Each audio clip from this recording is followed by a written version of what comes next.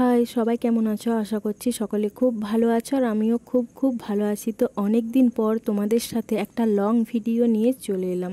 তো অনেক দিন ধরেই মিনি ব্লগ দিচ্ছিলাম, সেটা তোমাদেরও খুব একটা ভালো লাগছিল না আর আমার তো ভালো লাগছিলই না, কারণ আমি এমন জায়গায় যাচ্ছিলাম, এমন ঘটনা আমার সাথে ঘটছিল, সেগুলো একটু বড়োভাবে ভিডিও মাপের না করলে, তোমাদের সাথে শেয়ার না করলে ভালো লাগতো না। তাই আজকের ভিডিওটা মানে আজ যে আমরা দীঘা যাচ্ছি ফ্যামিলি ট্যুর, সেটা আমি তোমাদের সাথে শেয়ার করব। তো দেখতেই পাচ্ছ বাড়ি থেকে বেরিয়ে গাড়ির মধ্যে ভিডিওটা শুরু করেছি আর মাঝ রাস্তাতে দাঁড়িয়ে চা খাচ্ছিলাম, সেই সময় আমি ভিডিওটা অন করলাম। তো চলো আজকে তোমাদের সাথে একটা লং ব্লগ শেয়ার করাই যাক। তো অনেক দিন ধরে প্ল্যান করেছিলাম যে আমরা দীঘা যাব ঘুরতে, কিন্তু হয়ে উঠছিল না। আসলে আমার দিদির বাড়ি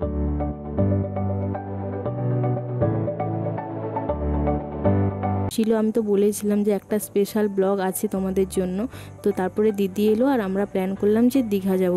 তাই মাঝ রাস্তাতে দাঁড়িয়ে তখন আমরা বেরিয়েছিলাম সকাল 6টা নাগাদ, আর আমাদের বাড়ি থেকে দীঘা খুব একটা দূরে নয়, প্রায় 3-4 ঘন্টার রাস্তা। তো দেখতেই পাচ্ছ গল্প করতে করতে আমি চলে এসেছি তোমাদের কাছে।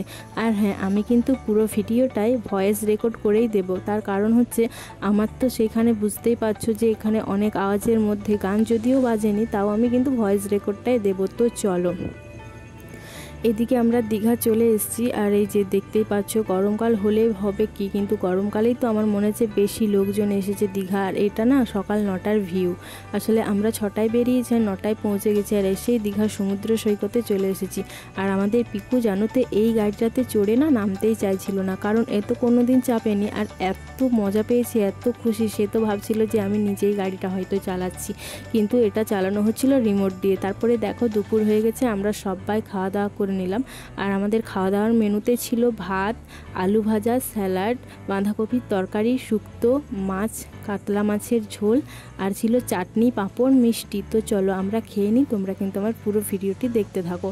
আর আমরা খাওয়া দাওয়াটা করেছিলাম, আমরা যে হোটেলটাতে ছিলাম তার সাইডে একটা দোকান ছিল, মানে হোটেল ছিল, খাওয়ার রেস্টুরেন্ট, যার নাম ছিল বাঙালিয়ানা। তারপরে আমরা কিছু কেনাকাটা করে নিলাম।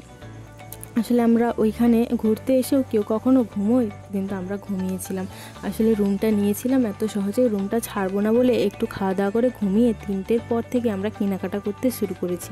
তো এদিকে আমরা চলে এসেছি। আর জানোই তো দীঘাতে কী সব জিনিস বেশি পাওয়া যায়, কাঠের আর শাঁখের জিনিস বেশি পাওয়া যায়। তো আমরা এখান থেকে কাঠের কিছু জিনিস নিয়ে নিয়েছি। আর এই যে আয়নাগুলো, এগুলো না আমি গতবার এসে নিয়ে গেছিলাম, তাই আর আয়না নিইনি। আর এদিকে আমার দিদি নিয়েছিল চুড়ি রাখার স্ট্যান্ড। আমি সব কিছুই তোমাদের সাথে ভিডিওর মাধ্যমে শেয়ার করব। তো চলো তারপরে দেখো আমিও অনেক কিছু কেনাকাটা করেছি।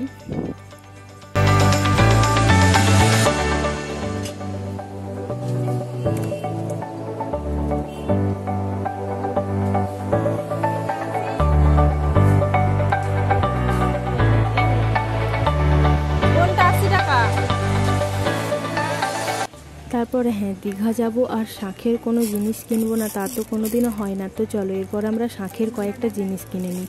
আসলে জানো তো গতবার আমি আর আমার বান্ধবী দীঘা এসেছিলাম, আমি সেখান থেকে একটা শাঁখ নিয়ে গেছিলাম, যেটা আসল মাটির শাঁখ নয়। তাই মা এবারে বলছিল যে আমি যে আসল শাঁখের শাঁখ কিনবো, মানে আসল শাঁখের। আর আসলে আমি যেটা নিয়ে গেছিলাম সেটা না মাটি মেশানো ছিল, তাই ফেটে যাচ্ছিল। তো আমরা এখান থেকে একটা শাঁখ নিয়ে নিয়েছি আর মায়ের জন্য শাঁখাও নিয়ে নিয়েছি। তারপরে চলো, আর জানো তো আজকে না আমরা প্রথমবার, মানে আমার জীবনের প্রথমবার আর আমার ফ্যামিলির প্রথমবার রোপওয়েতে চাপলাম। তো চেপে যা অবস্থা হয়েছে সে তোমাদের সাথে ভিডিও দেখলে তোমরা হয়তো বুঝতে পারবে। তো আমার দিদি এত ভয় করে এইসব জিনিস, মানে এক কথায় ও বলেছিল চাপবে না, কিন্তু আমি কোনো মতে ছাড়িনি। আমি আমার মা বাবা সবাইকে নিয়ে রোপওয়েতে উঠেছিলাম। আমার তো খুব ভালো লেগেছিল। আর জানো তো পিকু এইটুকু বাচ্চাটা ও ভয় করেনি, কিন্তু আমার দিদি খুব ভয় করছিল। তো তোমরা ভিডিওর মাধ্যমে দেখতে পারবে। আর কাদের কাদের রোপওয়েতে চাপতে ভালো লাগে সবাই কিন্তু কমেন্টে জানিও। আমি তো বিশাল মজা করেছি আর আমার খুব ভালো লেগেছিল। তো চলো তোমরাও দেখতে থাকো রোপওয়ে চাপার ফিলিংসটা।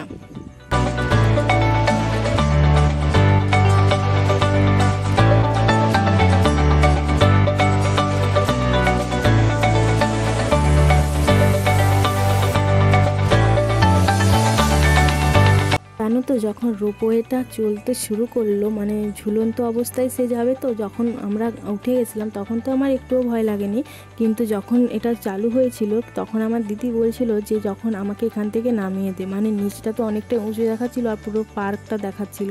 আমাদের পিকু এইটুকু বাচ্চা, সে খুব মজা করেছে, কিন্তু আমার দিদি ভয়ে একদম মানে নার্ভাস। দিদি বলছে যদি আর এক প্যাচ ঘোরানো হয় আমাকে নামিয়ে দিস, তোরা একাই ঘুরিস। আমি বলি বাবা তোকে বা করেছে। তারপরে দেখো এদিকে আমি তো একাই বসেছিলাম একদিকে, আমার তো খুব ভালো লাগছিল, খুব মজাও করেছিলাম। তো চলো, আর হ্যাঁ আজকের ভিডিওটি কিন্তু এই পর্যন্ত। ভালো লাগলে লাইক করো, আর হ্যাঁ তোমরা কিন্তু জানিও যে আমার লং ভিডিও তোমাদের কেমন লাগছে। যদি তোমাদের সবার এই আমার লং ভিডিওগুলো ভালো লাগে তাহলে কিন্তু আমি এবার থেকে ডেলি ব্লগ মানে লং ব্লগে শেয়ার করব, আর মিনি ব্লগও শেয়ার করব, কারণ তোমরা আমার মিনি ব্লগগুলো খুব পছন্দ করো। তো চলো, হ্যাঁ কারা কারা দীঘা ঘুরতে ভালোবাসো সবাই কিন্তু কমেন্টে জানিও। এই গ্রীষ্মকালে একবার দীঘা ঘুরে এসো, খুব মজা হবে, আর সমুদ্রে স্নান তো করতেই হবে। তো আমি প্রায় 10 থেকে 12 বছর পর সমুদ্রে গিয়ে স্নান করলাম, এর আগেও করেছি যদিও দীঘাতে। তো চলো আজকের ভিডিওটি